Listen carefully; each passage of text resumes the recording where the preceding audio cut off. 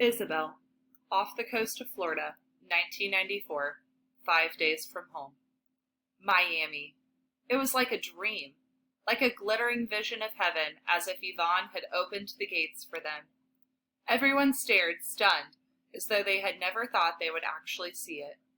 When the lights on the horizon became the faint shapes of buildings and roads and trees, and they knew for sure they were looking at Miami, they cried and hugged each other again. Isabel cried again for Yvonne, cried because he had been so close and hadn't made it. But her tears for him were mixed with relief that she would make it to the States, and that made her feel guilty and cry even harder. How could she be sad for Yvonne and happy for herself at the same time? Crunk! Something bent and broke under Poppy's foot, and the boat lurched. Water streamed in from a new crack in the hull, and suddenly all feelings of relief ended. The boat was sinking. "No!" Poppy cried. He dove to try to shore up the hole, but there was nothing he could do.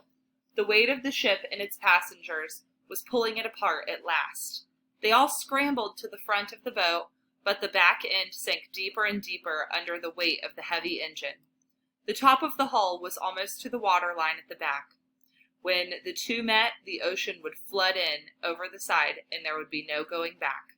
They would drown, or end up like Yvonne.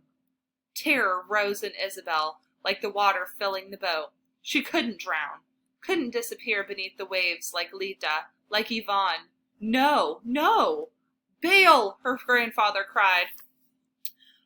Mommy was laying on the prow of the boat, as far from the rising water as possible, her breath coming harder and shorter now. But everyone else dove for their cups and jugs. It wasn't going to be enough, though. Isabel could see that. There was too much water, too much weight. The engine! Isabel suddenly remembered the way it had been working itself loose from its bolts. She threw herself at it, trying to knock it loose. When she couldn't wrench it free by hand, she wedged herself in between it and the next bench down in the water and kicked at it with her feet. "Chabella, leave the engine alone and help us bail," her father called. Isabel ignored him and kicked. If she could just get the engine free. Another foot joined hers. Amara. She understood. Together they kicked at the engine until Isabel finally felt the wet wood around the bolts give. The engine tumbled to the bottom of the boat, covering up Fidel's commandment to them. Fight against the impossible and win, Isabel thought. 1, 2, 3, Isabel said. Together, she and Isabel rolled the motorcycle engine up on the side and almost over, until Isabel slipped and it rolled back down with a splash into the water inside the boat. "Again," Amara told her. 1, 2, 3.